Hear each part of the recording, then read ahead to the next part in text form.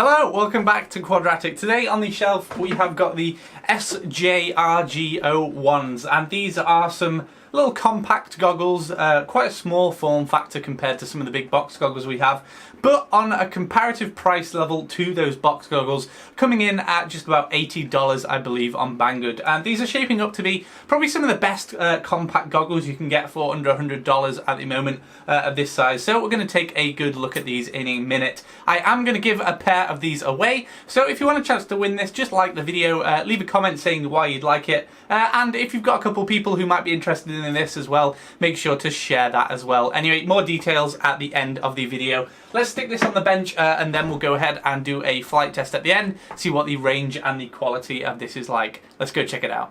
Okay, so here they are on the bench. You'll see I've got the antennas screwed in already on this. Also in the box included is this little cable so you can put video and audio in and out, and also a charging cable with an XJT plug on there, so you can plug that to the DC in and charge by another LiPo if we want to do that.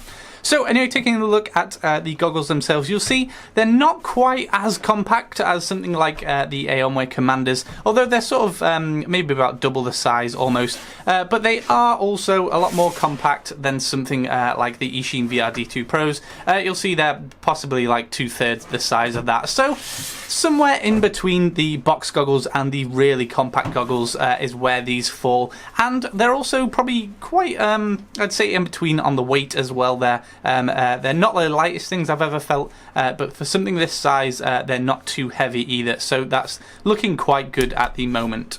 On the design of the goggles, you see they're pretty rectangular. They don't seem that curved up here compared to other goggles, so there might be a little problem of different face shapes and sizes fitting in here. And you'll see we've got this kind of almost pearlescent gloss finish on here as well, which actually looks and feels pretty nice. These don't feel really tacky. There's nothing rattling about or anything. They feel sort of a lot more sturdy than something like the VRD2 Pros, which just feel quite plasticky and a bit bulky. But these are actually feeling really nice. So for $80, that's something that has been achieved well on this, so I'm pretty impressed with that.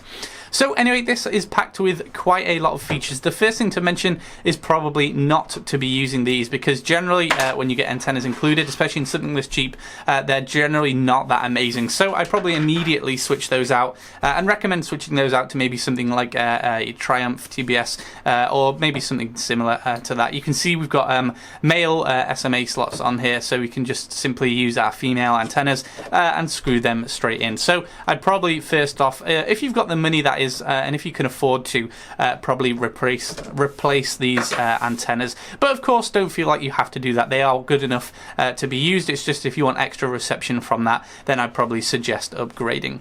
So we'll take a look at the bottom first and zoom in and see all the different little things on here. So you'll see these 4 ones in the corners are actually just the screws, so you can go ahead and unscrew that and take it apart, which I think Drone Racer 101 has done. He's done a good video showing the insides of this, which we've learned quite a bit about. So moving on from that, you'll see we've got the AV input here, so we can use this cable that was supplied earlier, simply plug that in, and then we can attach a video with the yellow cable here, and then audio with the red and white. And we've also got something called ear out, which I imagine is just what you're going to plug your headphones into if you want to get audio out of this, if you're putting audio through that AV cable in and there. We've also got this DC in, which is where we're going to be charging it from, so we can use this XJT plug, just plug that into the DC in and charge the LiPo in here. And the LiPo you'll be able to see is located in this little bit here. If I can go ahead and take that out, you'll be able to see it's just plugged in there. This is just a standard 1S LiPo. You'll be able to see it's very thin, fits nicely in there. And we've also got some information here on the input power. So in this DC in, we don't want to be using a very high S LiPo, because that's just not going to be able to support it on here. So just using something low between, as it says, 6 and 28 volts on here. And this is, like I mentioned, a 1S battery, 3.7 volts. It's 1,500 milliamp hours. So not entirely sure how long this is going to last and what the battery life on this is like, but of course we're going to go ahead and test that out. But it should be good for probably maybe an hour or so of flight, I'd say at least that. So I'll get that back on there. So that's where the LiPo is, and that's how you charge it. Moving on to the other side, you'll see a feature we don't have in a lot of goggles this cheap, especially compact goggles. You'll see like the Eachine EV100s were something more akin to the size of the Aomway Commanders, but they did not have DVR, and they were coming at $100. So this is something that is almost as compact, but not quite, and something that does have DVR, which is really good. So this is labeled as TF here. This is just where you put your memory card, and this supports up to, I think, class 10 and a maximum of 32GB memory card size in here. So that is something that is really good, and obviously a lovely joy to have on compact goggles, especially when they're this cheap, is a DVR function on there, because one of the main drawbacks of the Eachine EV100s that they didn't have DVR, even though they were, like I mentioned, the Commander size. They just didn't have that DVR function, which wasn't great. We've also got USB. I believe this is more of a USB interface, so we can sort of plug this straight into our computer if you don't have a memory card port on there, and you can extract things from the memory card. I don't believe that this is for charging the LiPo. I think it's just for interfacing that memory card. But of course, correct me in the comments if I'm wrong. I can't find any information on that other than the USB interface for the memory card on their website, on Banggood's website where they're selling these. You'll notice we've also got these two little, it doesn't seem to have that much movement, but this is basically going to adjust the degrees of freedom on here and how far away they are from each eye. So if you want to move one sort of more to the left and you need one more to the right, then you can simply use those there. So coming onto this front bit, the interface with your face, we've got quite a nice amount of padding on here, and it does fit the face pretty well. I do have, I'll admit, quite a big head, so this sort of less curvature than there normally is fits me just fine. But if you've got a small head, there might be that problem in there that this is not going to fit perfectly and might let in some light. And it did actually let in quite a bit of light initially. For some reason, this little nose piece wasn't included on the frame, though it did come in the packaging, so I've put that on there, and that does reduce a lot of the stress on the nose, and also stops a lot of light getting in as well, which is nice. We still do have this sort of little bit of hard plastic here. It's sort of rubberized, I guess, but it's still quite heavy on the nose. You'll be able to see it's rubberized there. But yeah, there's a little bit of a problem here for me. That just sits on the very bridge of your nose and does weigh it down a little bit. You can expect to have a red mark after you've been wearing these for a while there.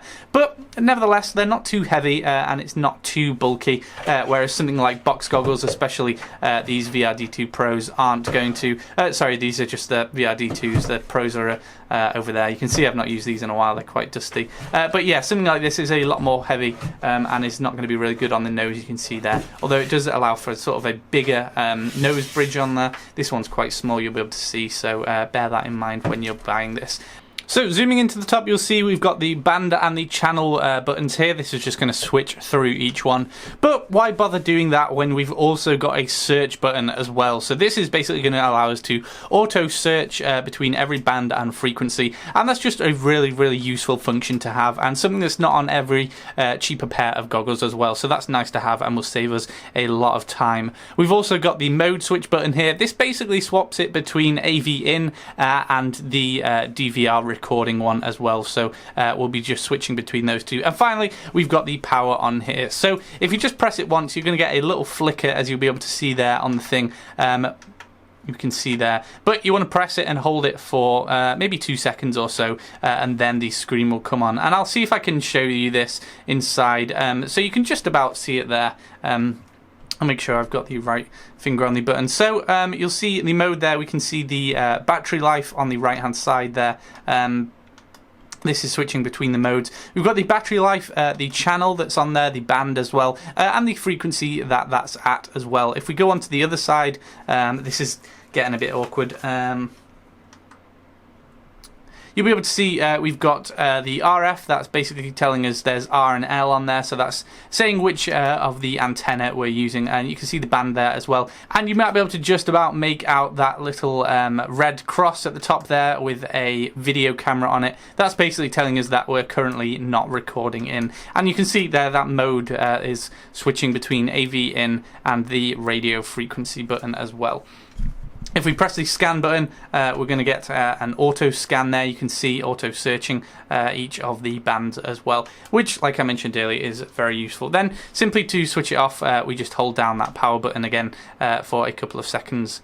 and then it goes off. So very simple, very easy to use, and overall I'm quite impressed with it so far. A couple of things to mention from the Drone Racer 101 video, which was really good. He completely took this apart. We found out that this is in fact two separate screens, so it's not one screen split in half, it's in fact two separate ones, and is listed as dual display with a resolution of 960 by 240, though I don't really believe that, and we'll be able to see from the DVR, I'll be able to see what settings this really is, but I don't believe that it's 960 by 240. It might be maybe 320 by 240, but definitely not 960 at the moment, unless they're just sort of adding on both of these displays into one for their resolution count, which is probably more than likely. So yeah, that is good. It is dual display, sorry, and it's not just one screen in here. There's also the option, these are Fresnel lenses in here, there's also the option to unscrew these and replace this with your own lens if you happen to have sort of circular ones. I don't believe that they supply any, or you can buy any from this brand, but you might be able to find online maybe some circular ones if you've got severe eye problems, so you can simply unscrew this and put a new Fresnel lens in there, which is a pretty good idea. It might be better if they sort of supplied their own ones, but if this catches off, I can see them possibly doing that as well. Another thing to note from, again, thanks for Drone Racer 101, he actually took it apart and found that these are, as it lists, a dual antenna, diversity antenna.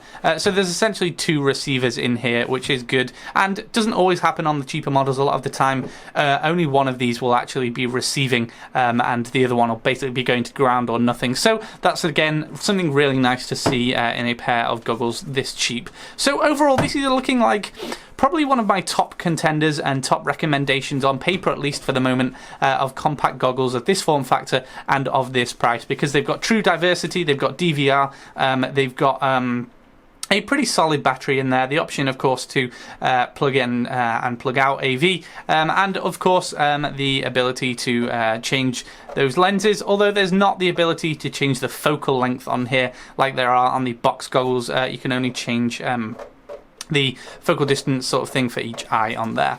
So anyway, let's go ahead and do some DVR tests of this and see how it handles, see what it's like compared to a few other goggles as well. Let's go check it out. Okay, so here's footage from my Aomway and the RG01 DVRs, just sat next to each other when I was recording, messing about in the backyard with a tiny whoop, and you can see it's pretty decent between the two. The colours are a little bit better in the Aomway, and if we go into Premiere Pro, which is what I'm using to edit this, and look at the frame size of the DVR from the RG01s, we actually see it's 640 by 480, but I'm not entirely sure I believe that. I think they might have doubled it from 320 by 240, but nevertheless you can see it's sort of similar. The colours aren't as good as the Aomway, but it's sort of similar, and you'll be able to notice the range is quite similar to the Aomway as well when it's just this close. So, you know, pretty pleased overall so far. For $80 this has turned out to be a really quite a good set of goggles, and I'd say quite a good investment if you're thinking about getting these as well. You can see when I've crashed here, there's definitely a lot more interference on that when it's stationary. You can see there's a lot more static on the screen. Anyway guys, like I said, I'm giving it away, so all you have to do to enter that is leave a comment saying why you like it, and of course like this video and share it if you can. Depending on where you are, I'm from the UK, I might ask you to provide a little bit of the postage costs depending on how much that's going to be, so beware of that up front. If you do want to enter, you might have to end up paying maybe $10 or so for the postage. Anyway guys, thanks for checking out this video. This was just a sort of quick analysis of the new SJ-RG01s, and I'd probably recommend them. You know, they're pretty decent overall. Links in the description if you want to check them out, and I'll see you all next time. Peace out guys.